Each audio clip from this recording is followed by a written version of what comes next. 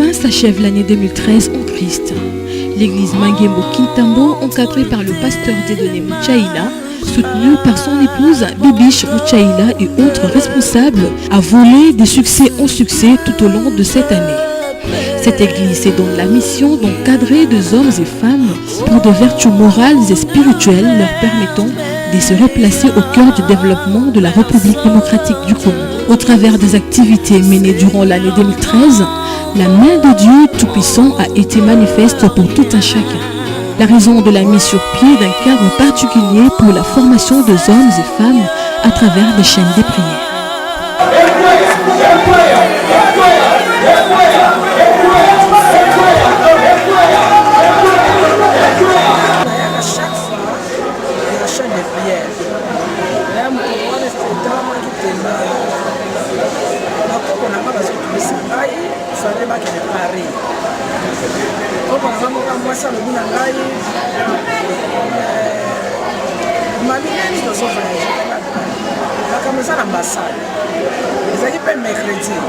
mercredi yango wana toke na chaîne de prière toyepe awana ye tosambeli tokomi jeudi omwana ambasade obengi biso bana bazizisa bana basemakende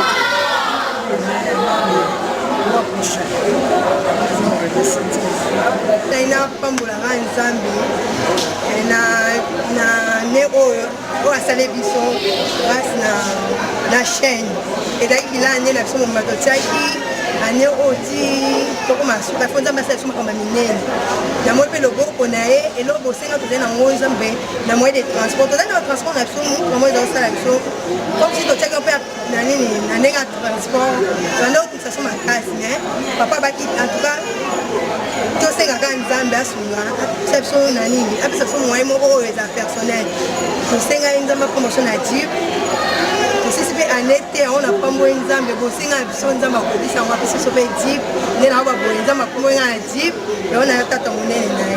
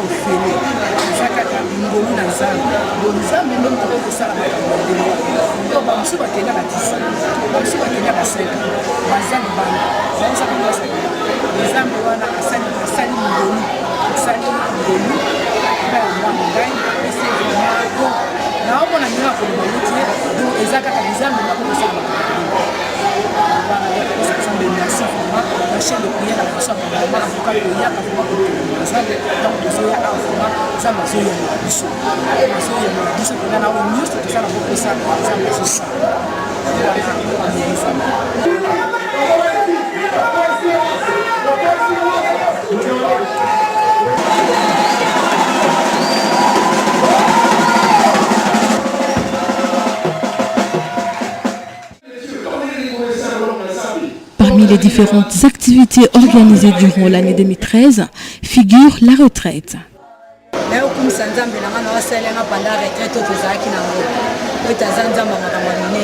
mobali na nga akendaki voyage na Kisangani mokolo akei na voyage akomi na aéroport abengi ngai alobi ebise tokoti na avion ngai lebise esava nzambe mochaila azala na yo ake kuna akomi apres 30 minutes avion kodekole ayebisi ngai bamoni kaka lipapu moko ekatani ntango lipapu wana ekatani avion moyo ekite eza te meka na lipapu moko wana lokola nzamba naza nzamba bolingo babandi kokende kaka na lipapu moko wana na Kisangani esalaka nango 2 heures du temps mais basalaki plus de 4 heures du temps po bakomaka na Kisangani kana lipapu moko ana nzamba asali ngolu na ye tina ndenge bazokende malembe ndenge avion ezokende malembe na bango moko mpe na kati bazali kondima te bakokoma mais lokola nzamba na nzamba mawa akomisa bango tina Kisangani yango nde naokomisa nzambe na ngai na kati ya retraite oyo tozalaki nango asalela yango makambo monene mpona mobali na ngai alina témoigné molamu na nzambe oyo nzambe asaleli ngai tozalaki na retraite awa de 18 novembre au 13 décembre nazali kobela nasalaka abc nzambe asali nga grâce à travers jeune oyo totai kolekisa nzambe aguérir ngai adiminue to ya lisemi nazalaki na 150 nakomi na 95 yango nazopambola bolamu na nzambe po bamisusu bazala bato ya titre élevé me bazwi ngolo te me nga nazwi grâce kouta epai na nzambe ete lisemi nango ekomi ntina 95 yango nazoremercie nzambe. Être affermi fait partie de la croissance spirituelle de tout chrétien. Et ce n'est pas le bénéficiaire qui diront le contraire.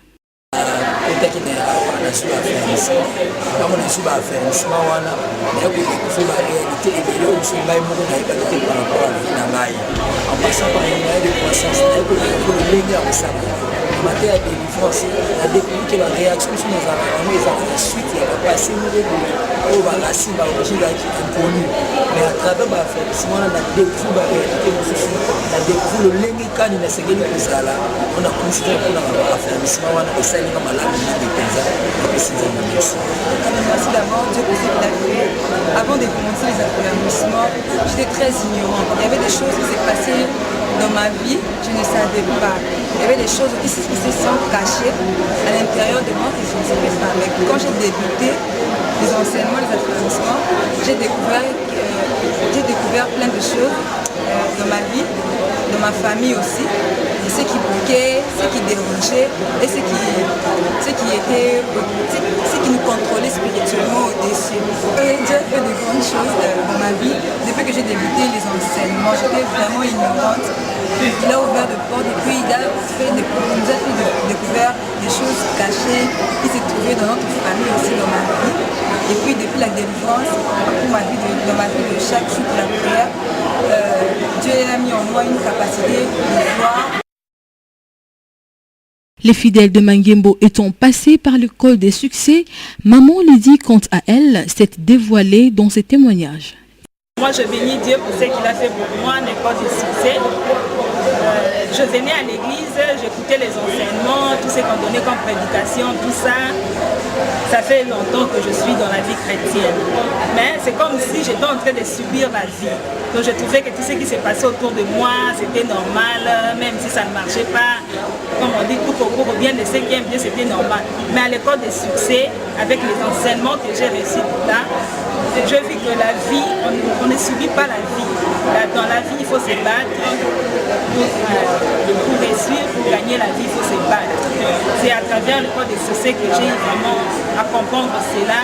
Et ça m'a poussé à aller encore dans une autre dimension, à changer ma façon de voir les choses dans la vie. Et ça m'a poussé. Je suis déjà, je suis fonctionnaire, je travaille quelque part dans un ministère. Mais ça m'a poussé à reprendre encore les études et pour aller encore plus loin dans la vie et monter encore, aller dans une autre dimension dans la vie. C'est ça. Les sacrificateurs debout à leur tour confirment. Angela, sacrificateur, on biso to le kalango, nzamba zo sa ba témoignage. Témoignage nange eza lokola nini. Na kati ya sacrificateur debout, moi j'ezali nazaki na grande sœur na ngai. En tout cas, biso tozali maleki to balaki avant ye. Mais lokola libota signaki, c'est nga na zamu ta liboso o na kotisi alliance na kati ya famille. Donc ebandi na nga nzamba bandi na ngai. Na nzela na ngande nzela ekofungwama que famille bandi ko ba. C'est que grande sœur nanga ayi koba après na âge ya 49 ans. Parce que nan biso na ye tout ça na écart na kati ya makasi. Mais ayi koba la na mobali ya ye moko nzamba pesaki ye et puis libala moko ezaki libala elekaki na Canada na Montréal bana moko ya bien lokwa nzambe asali ya mingi ya makasi. Donc pour le moment azozela bana na ye bamapasa kwa nzambe aza nzambe bao nyonso bazoleka na nzela wana bazomona loboko ya nzambe ndenge nzambe azosala miracle na bavi na biso. Les royaumes des cieux appartiennent aux petits-enfants, raison pour laquelle un de parents témoigne le bienfait de leur encadrement à l'écodime.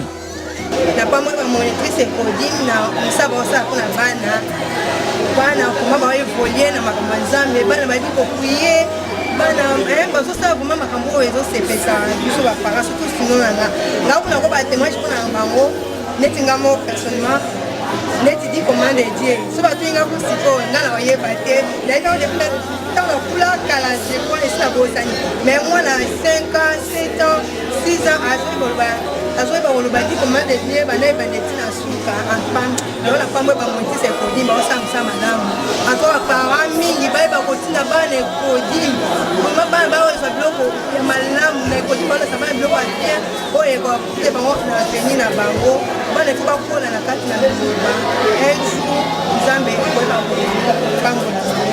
Recevoir et accepter Jésus-Christ dans sa vie ouvre l'occasion de l'alliance ferme scellée par tout chrétien à son Dieu. Et c'est par la voie du baptême que cela se confirme. Le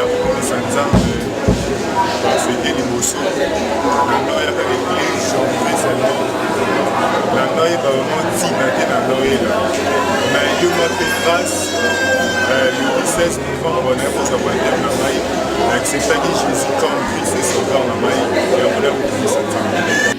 Plusieurs programmes s'affichent au menu de cette structure évangélique, entre autres les différents cultes des semaines, mardi, vendredi et dimanche, où le peuple de Dieu savoure la gloire et merveille de Dieu.